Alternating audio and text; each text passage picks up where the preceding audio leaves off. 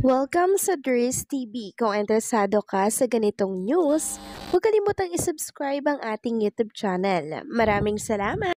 So ayun, welcome back again sa ating YouTube channel mga kakimpaw, and sa update nating ito, ang pag-uusapan natin ay tungkol sa mga importanteng ganap kina Kim and syempre kay Paolo Avellino.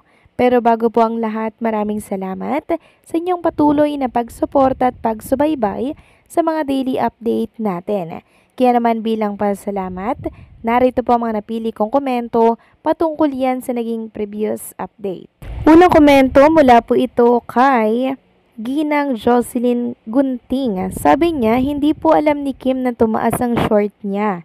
Naka-belt bag kasi siya, kaya umangat ang short niya, pero sa totoo lang, tama lang ang haba ng short niya. Umangat lang dahil sa belt bag dyan, kasi nakalagay ang sipin niya.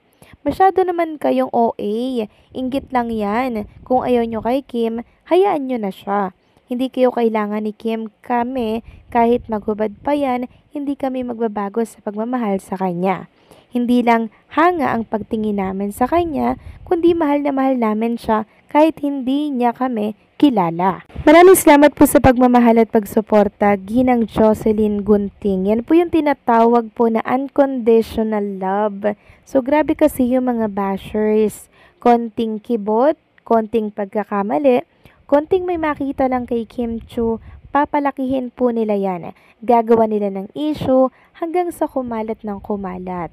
Kaso yung paandar po nila ngayon hindi po kinagat ng marami kasi normal lang naman po talaga yung ganong pang-running na short. And wala namang problema kung makita yung konting pace ng wet po ni Chinita Princess kasi makinis naman po mga kakimpaw. Baka nga mas makinis pa yon sa mga mukha po ng mga bashers na galit kay Chinita Princess. So maraming salamat po sa pagtatanggol, Ginang Jocelyn Gunting. God bless po sa inyo and mag-iingat kayo palagi. At ang next comment naman mula po kay Ginang Mila Carillo.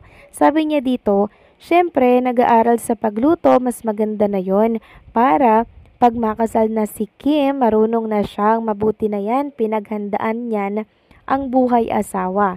Natural lang sa kanya mag-asawa. Ready na si Kim kaya salit-salit lang sila magluto. Matututunan din ang pagluluto sa gulay. Hindi puro ramen, mahina sa buto. Pagdating sa 70, mahina na tayo.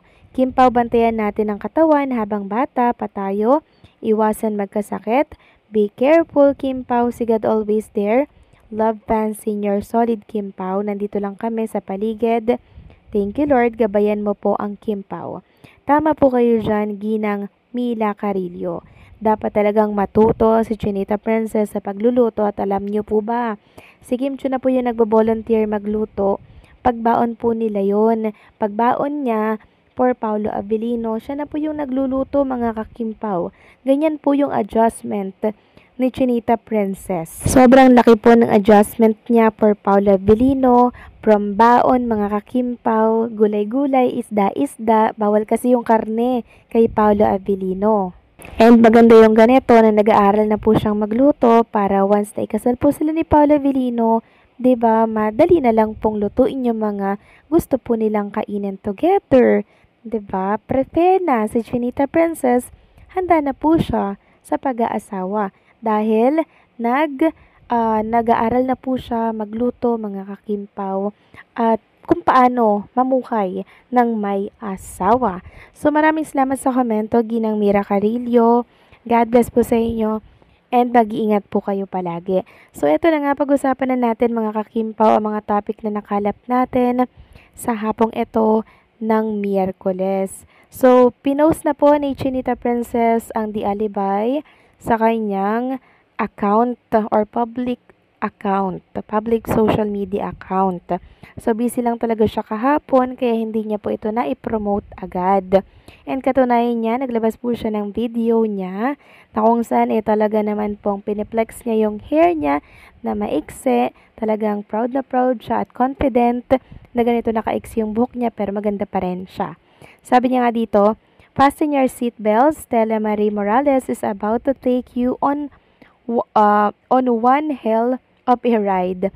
Lies and loyalty, How far will you go to protect your truth? The countdown begin The Alibi streaming November 7 exclusively on Prime Video. So kinilabutan po ako mga kakimpaw doon sa Fasten Your Seatbelt kasi Stella Marie Morales is about to take you on one hell of a ride. Grabe, intense tong mga eksena nila dito mga kakimpaw. At alam nyo po ba, sabi ng isang fans dito, magaling daw talaga si Kim Chu Umarte. Sabi nga po ni Sion, paulit-ulit kong sinasabi, matagal na niyang kaya ang mga role na ganito. It wasn't whether she can do it because she can and already did. May tamang panahon lang talaga ang lahat. Hoping for more unorthodox role with this hardworking girly. Mahusay naman talagang aktres si Chinita Princess at patuloy po siyang nag-i-improve, 'di ba? Sa tulong yan syempre ni Paolo Avellino, 'di ba? Andyan po lagi si Paolo para gabayan po si Kim, and talagang yung husay niya talagang nai-enhance mga kakimpaw. Kaya another pasabog at award na naman po ang makukuha ng The Alibi kasi sobrang intense, sobrang tindi po ng mga acting ni Kim at Paolo Avellino sa naturang series. Samantalang next topic naman tayo, pag-usapan natin mga kakimpaw ang tungkol nga dito kay Sophia Andres. So nakita kasi doon sa full trailer na parang meron pong umaano kay Sophia Andres, lalaki po mga kakimpaw, parang naglalabing-labing sila dyan. So ang tanong ng mga Kimpaw fans, sino daw po kaya yon? Kung si Paolo Avellino daw po ba yon mga kakimpaw dahil asawa po ni Sophia Andres itong si Paolo Avellino or si Vincent dito po sa The Alibi. May ilang mga naasar dahil meron daw pong ganito. So wag muna tayong mag-judge mga kakimpaw at sa ibang mga netizen. Hindi natin alam yung kwento kasi mga kakimpaw, possible na niloko po si Paolo Avellino ng kanyang asawa dito, nitong si Sophia Andres. Sabi nga dito ng mga nagkomento, si Sophia and Sam po yan mga mi. Parang Walter and Claudia, nakakaasar naman, hindi po Pau yan. Sophia and Andres yan at Sam Milby. Hindi Kim Pau yan, si Sophia Andres and Sam Milby. So, ibang lalaki po ang kalabing-labing dito mga kakimpaw ni Sophia Andres. Hindi po yan si Paolo Avellino. Tingnan nyo na lamang po mga kakimpaw yung hair niya, nung lalaki dito. Hindi po kulot, hindi po makambong like nung hair ni Paolo Avellino or nitong si Vincent. Kaya kalma lang po kayo mga kakimpaw dahil eksena lang din naman po yan. Mas marami pong eksena na romantic si Stella at si Vincent. Yan po yung dapat nating abangan. And okay lang naman kung may eksena si Sophia at Paolo na ganito para mapangatawanan syempre yung mag-asawa sila sa naturang series. And may mga nagtatanong na baka daw nagselos si Chinita Princess sa mga eksena daw ni Paolo and Sophia. No, hindi po yan magsiselos dahil alam po ni Kim Chu na eksena lang yon. Kaya tayong mga fans, unawain natin ang project at role ni Kim and Paolo Avellino maging ng mga aktres at aktor na kasama nila dito. So anong sa inyo dito mga kakimpaw? Please comment down below.